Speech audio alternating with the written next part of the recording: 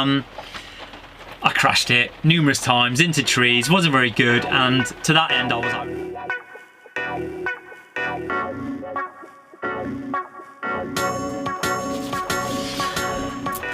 Welcome everybody, Russ McDonough, aka the Nomadic Veteran, and welcome to this week's video, which is a 101. Granted, I've not done one of these for a little while, but I thought, you know what, let's get back on that horse and let's start doing it. This week's video, I was going to talk about all the sort of camera kit we've got for our van life journey. So yes, obviously, we've got a YouTube channel, so we've maybe got a little bit more kit than most people, but we'll talk about the kit and we'll talk about whether you actually need all this kit, one, for a YouTube channel, or two, whatever your sort of like goals are. Maybe you just want to take awesome photos for Instagram, maybe you just want to fly a drone because it's cool. I don't know, but anyway, let's get into it. So the first things which we'll talk about is the camera, obviously. We've got a Canon DSLR, the D200 model. Simple reason, I did loads of research into what was a really good camera for one, taking photos, and two, for vlogging. Every time I did research on the internet, it kept coming back to the D200. One, because the prices are really good, like entry level price, so you're not spending a fortune, and it's a good camera. And two, it's got a built-in microphone, which some cameras do have, some cameras don't. The thing which sold it for me was it's got a 3.5mm jack to plug in an external microphone. Because what I wanted to do, because I knew I wanted to do a YouTube channel, I wanted the audio to be as good as possible. I didn't want it to be crackling or anything like that. So if the microphone ever broke, I know that the camera has got a built-in microphone itself, so I can crack on vlogging. It's also really cool because it's got the LCD display which I can turn around and look at. So if you're about to start vlogging, you can, one, make sure that you're in shot and in focus, and two, maybe you're trying to get something behind you, you can make sure that that's in shot as well. So all in all, really good bit of kit. Yeah, I can't say enough good things about it. D200. Next up, what we're going to talk, oh, GoPro. I've got a GoPro 6. This thing, for me, is awesome. It's robust, it's waterproof, which is ideal because we like taking it into the sea, into lakes. And one thing I will say is, it's been brilliant to have because we've actually managed to capture, like, watching Cookie and Hooch swim underneath the water and that. So we love it. You can, again, it's got a built-in microphone, albeit it's not the best. So if you were planning on using it for vlogging, one, the microphone's not very good, and two, it has got like a fisheye lens, so it's not ideal, so we put it that way. There was something else I was going to mention about it, but you know what, I can't remember. But it's a really good bit of kit, and if you're an adventurous type of soul, the GoPro camera is definitely one bit of kit I'd have. Next up is the trusty phone. So for those of you who watch our channel know that I had an iPhone 6 not too long ago. It eventually gave up the goose, and I had to go out and buy a new phone. I'm not really fussed on phones, and I thought the iPhone 6 was pretty good, but we never used it for vlogging. I got an iPhone 11. Awesome bit of kit. The camera on this bit of kit is outrageous, to the point where I'd probably say it equals, or it is, if not, is better than the Canon for vlogging. The pictures it takes is ridiculous. I think it's like a 12 megapixel camera, and for vlogging it's like up to 4K. So it's fantastic. Again, the one thing which it does let itself down on is the microphone. But where it's really great to have this is, one, everyone's got a smartphone, or pretty much everyone's got smartphones these days. And two, if you're somewhere and you don't feel comfortable having this massive massive camera on a massive tripod vlogging, you might feel a bit awkward. However, if you just whip your phone out, you can even do it without a tripod and do a bit of vlogging. Everyone just thinks you're taking a selfie, so it might make you feel a bit more comfortable doing a bit of vlogging. Yeah, I can't say enough. But obviously there are other iPhone makes, other smartphone makes out there. So, but the iPhone 11, massively recommended. Oh, okay, last but not least for the camera sort of situation is the drones. Now this is not my first drone.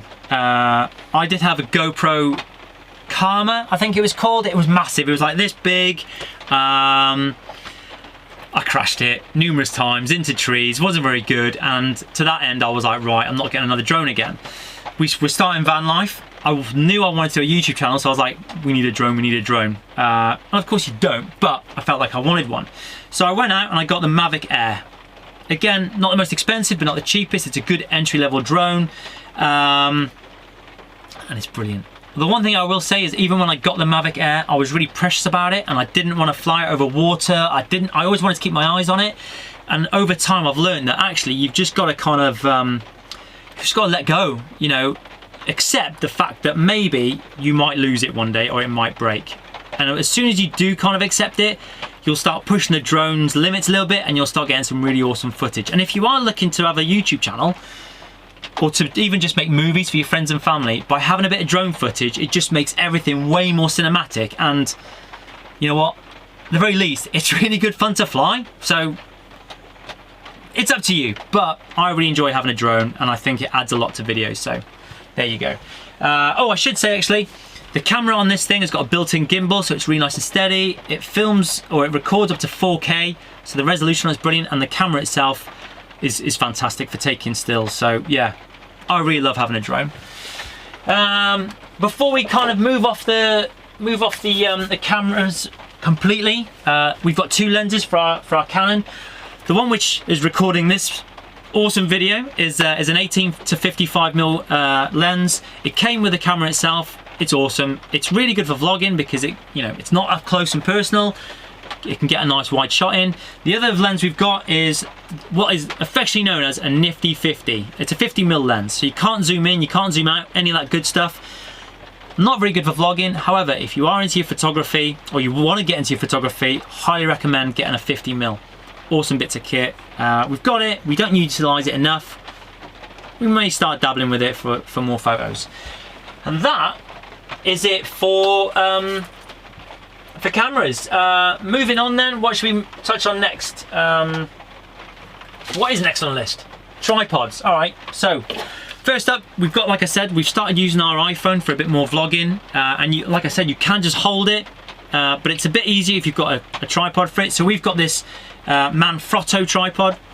Really good bit of kit. It's not like super complicated, super Gucci. It hasn't got a gimbal built in. It's just literally 3 legs makes it a tripod, and if you want to use it as like a vlogging stick, if what may, you hold it out, works. Yeah, it does exactly what it says on the tin. What else have we got here?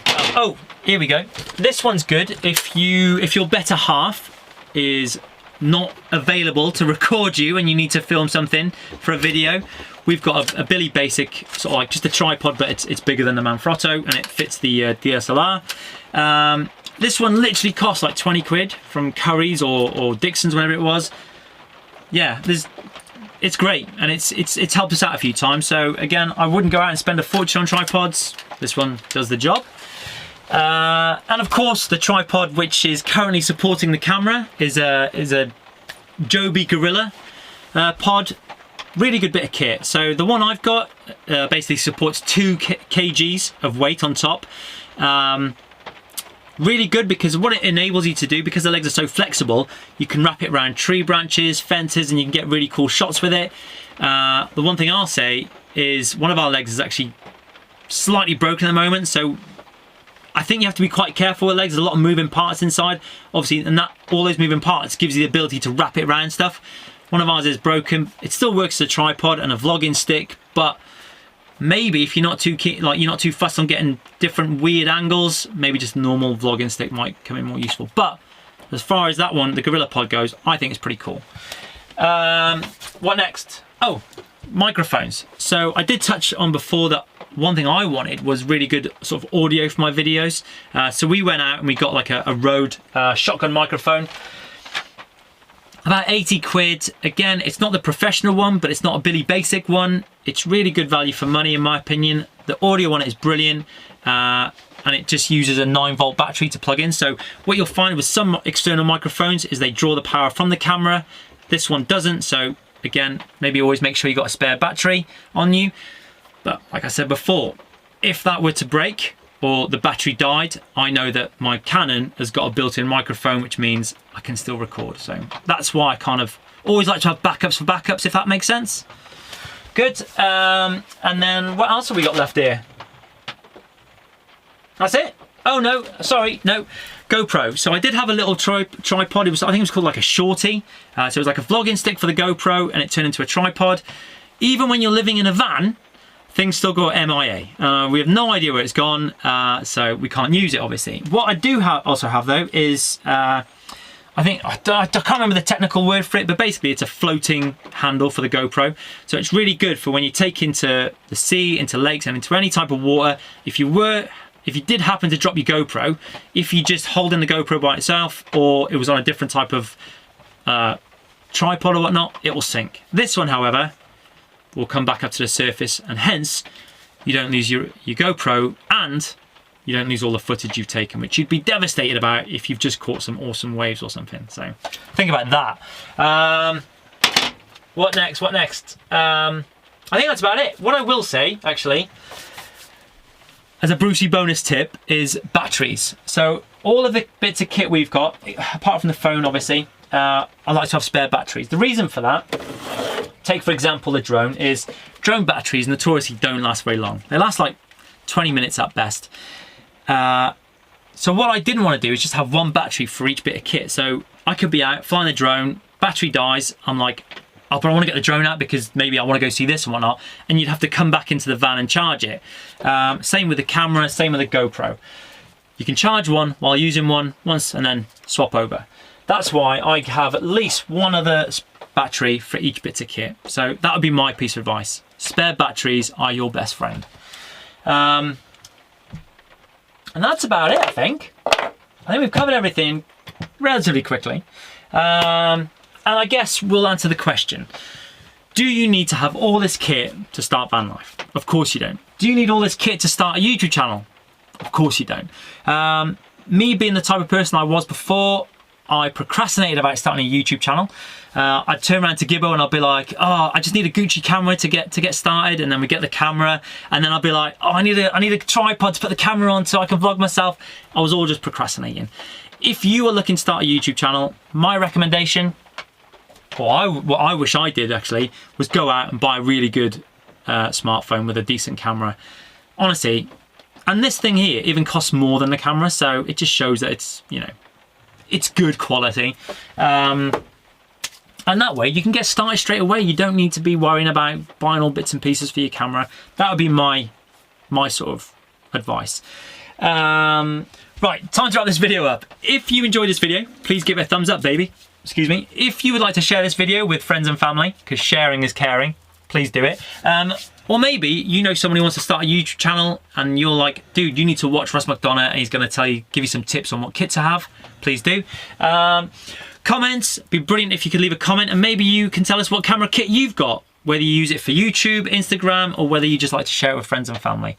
And then finally, subscribe. If you would like to watch me, the nomadic veteran, my wife Gibbo, my two dogs, Cookie and Hooch, live in a van, heading east towards India and hopefully beyond, and please hit that subscribe button. But until Sunday, laters.